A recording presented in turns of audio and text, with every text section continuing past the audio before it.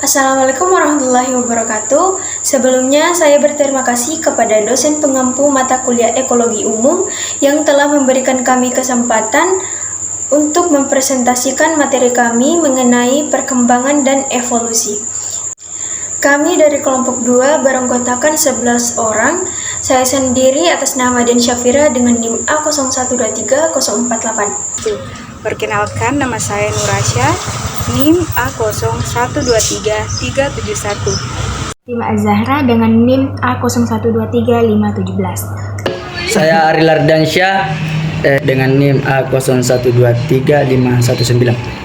Perkenalkan, nama saya Hazan Ma'ruf dengan NIM A0123-523. Perkenalkan, nama saya Lisa Yunus. Perkenalkan, nama saya Muhammad Jeffrey dengan NIM A0123-045. Perkenalkan, nama saya Sadar. Perkenalkan, nama saya Prini Indijayani. Perkenalkan, nama saya Rahmayani dengan NIM A0123-051. Perkenalkan, nama saya Rosmila dengan NIM A0123514. Baik, untuk mempersingkat waktu yang ada, langsung saja kita masuk ke materi. Saya akan memaparkan materi tentang perkembangan dan evolusi. Perkembangan dan evolusi adalah proses fundamental dalam memahami kehidupan di bumi melalui perubahan genetik dan adaptasi pada berbagai organisme.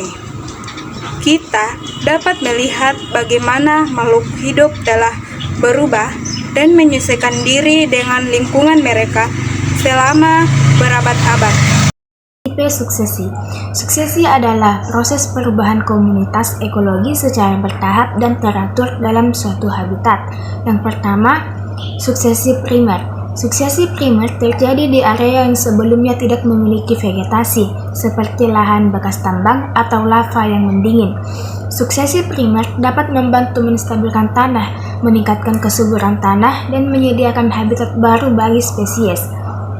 Yang kedua, suksesi sekunder. Suksesi sekunder terjadi di area yang sebelumnya memiliki vegetasi tetapi telah terganggu oleh peristiwa seperti kebakaran hutan atau penebangan. Suksesi sekunder dapat membantu memulihkan komunitas tumbuhan dan hewan, meningkatkan kualitas habitat, dan menyediakan sumber daya alam.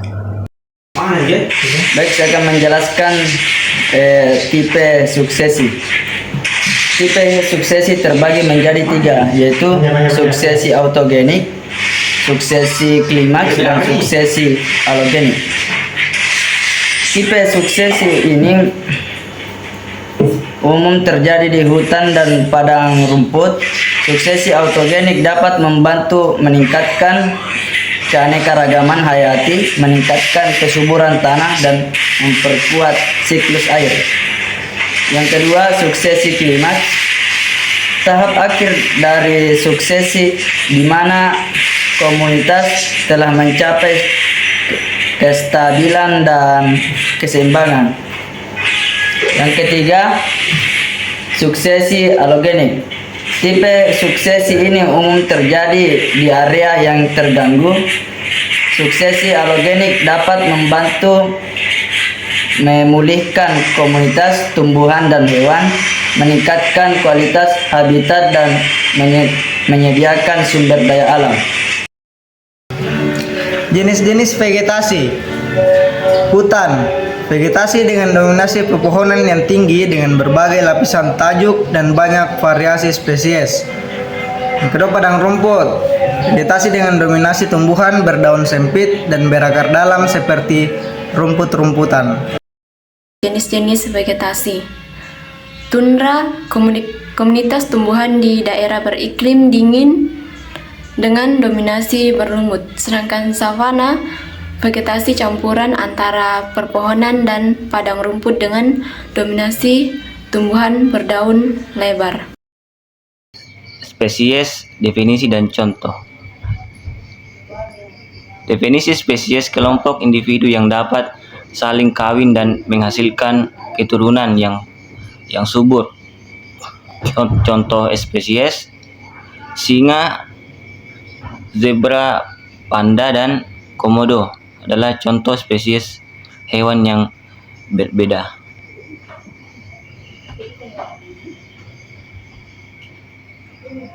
diversitas spesies.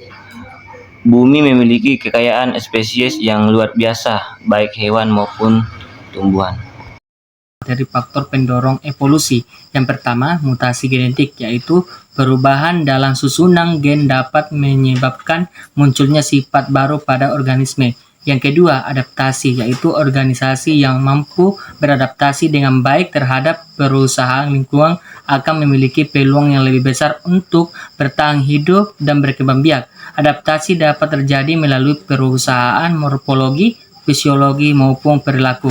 Organisasi dapat beradaptasi dengan lingkungannya untuk meningkatkan peluang kelangsungan hidup. Yang ketiga, seleksi alam, yaitu organisasi yang memiliki sifat yang lebih sesuai lingkungan akan bertahan hidup dan berkembang biak. Faktor pendorong evolusi memiliki 3 faktor, yaitu 1. Imigrasi dan perpindahan individu atau populasi ke lingkungan baru dan memicu adaptasi dan evolusi baru untuk beradaptasi dengan kondisi lingkungan yang berbeda. Yang kedua, perubahan lingkungan baik secara alami maupun akibat aktivitas manusia dapat menciptakan tekanan seleksi baru yang mendorong organisme untuk beradaptasi atau punah. Yang ketiga, isolasi geografis. Pemisahan populasi oleh rintangan geografis dapat memicu perbedaan evolusi antar kelompok. Hubungan antara suksesi, vegetasi, dan evolusi. Suksesi adalah perubahan komunitas di suatu area dari waktu ke waktu. Dan vegetasi adalah jenis-jenis tumbuhan yang membentuk suatu komunitas. Dan yang terakhir adalah evolusi. Evolusi adalah perubahan genetik dan sifat organisme dari generasi ke generasi. Aplikasi praktis dalam kehidupan sehari-hari. Yang pertama, pertanian. Memahami suksesi dan vegetasi membantu dalam praktik pertanian yang berkelanjutan. Kemudian yang kedua, kehutanan, yaitu mempelajari evolusi spesies, membantu dalam upaya konservasi hutan dan keanekaragaman hayati. Kemudian yang ketiga, perencanaan kota, yaitu pengetahuan tentang suksesi, vegetasi berguna dalam perencanaan tata ruang kota yang berkelanjutan. Mungkin hanya itu yang dapat saya paparkan. Saya kembalikan ke moderator. Kesimpulan dari materi ini yaitu perkembangan dan evolusi adalah proses fundamental yang mendasari keanekaragaman hayati di bumi, dan pemahaman yang lebih baik tentang proses ini akan membantu kita dalam melestarikan dan mengelola ekosistem. Nah, itulah tadi materi yang sempat kami bawakan tentang perkembangan dan evolusi. Kurang lebihnya mohon dimaafkan. Wabillahi taufiq wal hidayah. Wassalamualaikum warahmatullahi wabarakatuh.